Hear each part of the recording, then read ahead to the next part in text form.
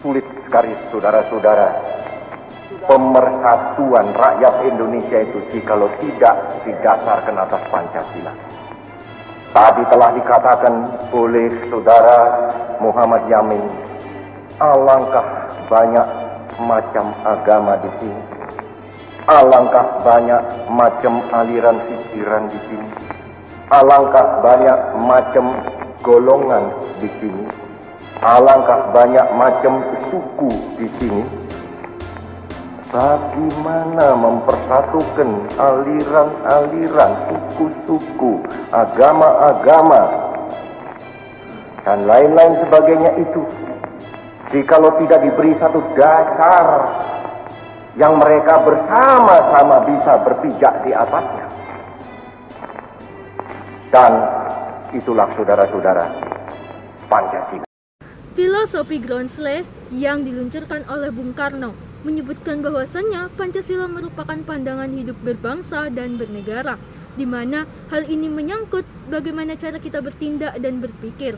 Agar kedua hal tersebut seimbang, sejatinya ideologi bangsa Indonesia harus dipertahankan dengan ilmu pengetahuan, yang dimana dalam konteks ini kita kenal dengan sebutan sebagai Pancasila sebagai sistem filsafat.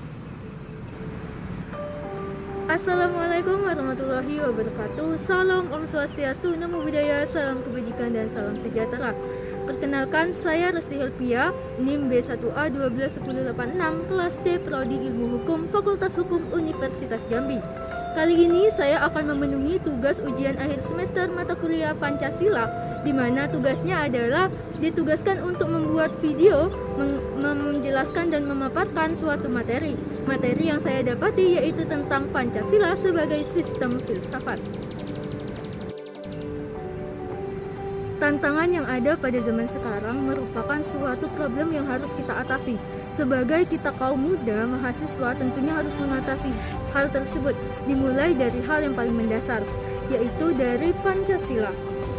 Mengapa dengan demikian? Karena Pancasila merupakan pandangan dasar dari hidup kita, di mana menjadi dasar dalam kita bertindak dan berpikir. Hal ini dapat diterapkan dengan mengkombinasikan kesadaran kita dengan ilmu pengetahuan agar nantinya kita dapat menghasilkan pemikiran-pemikiran yang filosofis. Hal ini kita kenal dengan yaitu Pancasila sebagai sistem filsafat. Nah, apa sih yang dimaksud dengan Pancasila sebagai sistem filsafat? Aspek-aspek apa saja yang harus diperhatikan untuk mempelajari Pancasila sebagai sistem filsafat? Simak terus video ini dan jangan lupa untuk di like sama komen ya. Check it out. Untuk mempelajari Pancasila sebagai sistem filsafat ini, saya membagi dalam 3 bagian.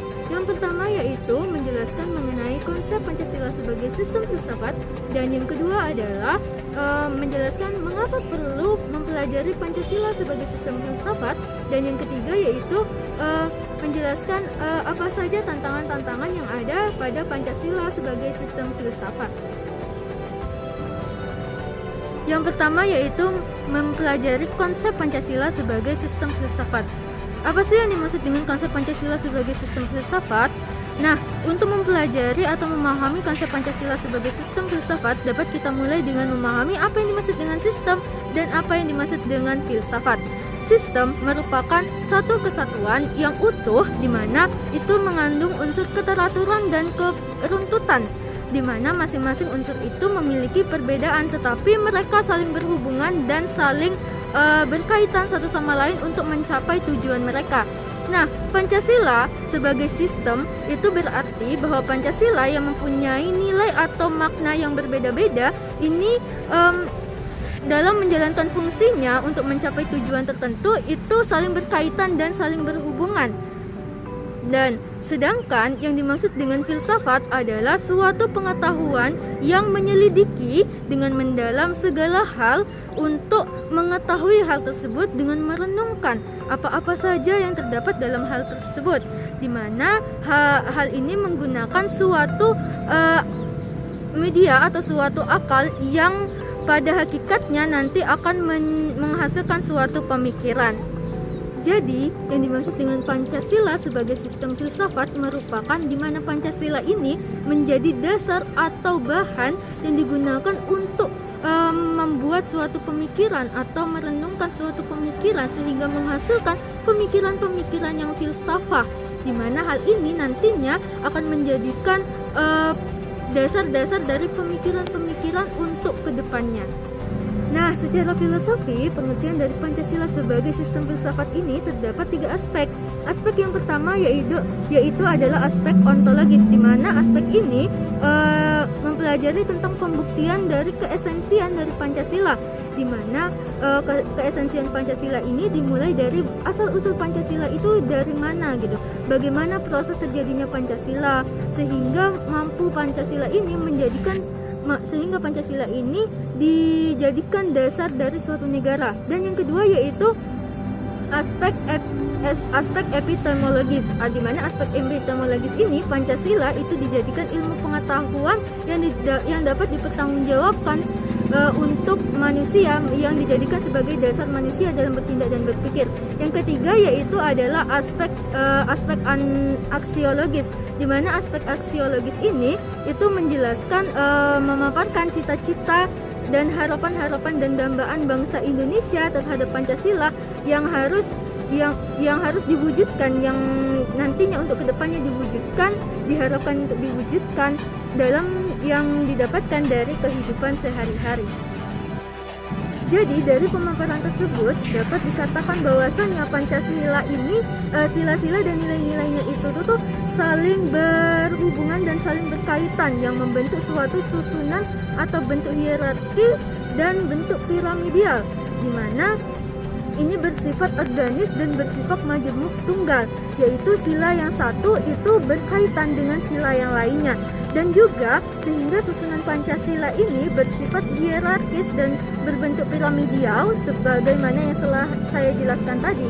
Maksudnya itu yaitu adalah sila pertama ini menjadi dasar untuk mewujudkan sila-sila berikutnya. Sila ketuhanan menjadi dasar dari pembentukan sila kemanusiaan, sila persatuan, sila kerakyatan, dan sila keadilan. Sehingga dalam susunannya ini kita dapat menghasilkan suatu Pancasila itu merupakan suatu bentuk yang saling mengisi dan saling mengkualifikasi. Yang kedua yaitu mengenai mengapa sih perlu kita mempelajari Pancasila sebagai sistem filsafat. Nah, kita sebagai mahasiswa ini mempunyai peranan yang sangat penting tentunya. Kita bertanya-tanya mengapa kita harus mempelajari Pancasila sebagai sistem filsafat. Sebagai sistem filsafat dapat kita katakan sebagai penyerapan dan ilmu pengetahuan tentang kesatuan. Kita bahwa Pancasila ini merupakan suatu kesatuan yang utuh yang dapat kita renungi. Jika kita sudah merenungi Pancasila, maka itu akan menghasilkan pemikiran-pemikiran, di mana pemikiran-pemikiran ini nantinya akan menjadi suatu pemikiran filosofis yang dapat membentuk karakter kita sebagai mahasiswa, di mana nantinya kita sebagai mahasiswa ataupun masyarakat yang lain itu nantinya bisa mempunyai pemikiran-pemikiran yang kontemporer dan kontemplatif.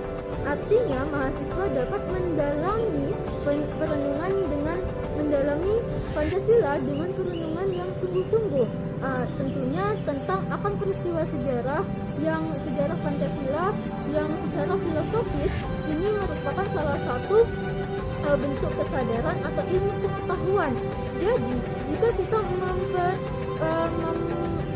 merenungi Pancasila sebagai sistem filsafat, Pancasila menjadi dasar dari adanya melahirkan pemikiran-pemikiran yang dapat menghasilkan memperkuat Pancasila untuk kedepannya, sehingga nanti kita sebagai mahasiswa pemegang tampuk bangsa ini dapat dengan mudah, dengan kita sudah mengenali apa saja dinamika-dinamika yang terjadi secara untuk Pancasila, dikarenakan kita sudah melakukan pemikiran-pemikiran yang sungguh-sungguh tadi, di mana hal ini selain berfungsi untuk sebagai diri kita sendiri sebagai individu, juga berfungsi sebagai penyelamat kita atau merupakan solusi nantinya untuk ke depan kita sebagai masyarakat, kita sebagai individu yang hidup dalam masyarakat, hidup dalam dan juga hidup dalam berbangsa dan bernegara. Selanjutnya yang ketiga yaitu tantangan yang telah dihadapi Pancasila sebagai sistem filsafat, di mana Pancasila ini yang telah dimulai dari yang telah diluncurkan dari masa Soekarno sampai pada zaman sekarang, di mana kita dapat menarik pada suatu poin, yaitu pada zaman Soekarno ini Pancasila merupakan hasil dari akulturasi budaya yang dimana telah menjadi jati diri bangsa Indonesia yang kemudian dirumuskan dalam bentuk sila-sila. Nah, sedangkan pada masa Soeharto, Pancasila ini mengalami kemajuan yang praktis, di mana terdapatnya sosialisasi Pancasila yang dikenal dengan melalui adanya sosialisasi P4. Nah, diumumkan berlangsungnya memunculkan dua bentuk tantangan, di mana tantangan ini merupakan suatu poin yang harus dan sangat kita perhatikan, yaitu yang pertama adalah munculnya paham kapitalisme, di mana paham kapitalisme ini pada zaman sekarang dari zaman diluncurkannya Pancasila itu sudah menyebabkan adanya kebebasan yang tidak terbatas lagi, di mana kebebasan yang terlalu bebas ini sehingga dapat menimbulkan dampak yang negatif. Kemudian yang kedua yaitu munculnya paham komunisme, di mana paham komunisme ini merupakan salah satu bentuk atau dampak negatif dari adanya paham kapitalisme ini, di mana pemerintah ini lebih mendominasi, sedangkan peran rakyat di sini tidak diperhatikan lagi.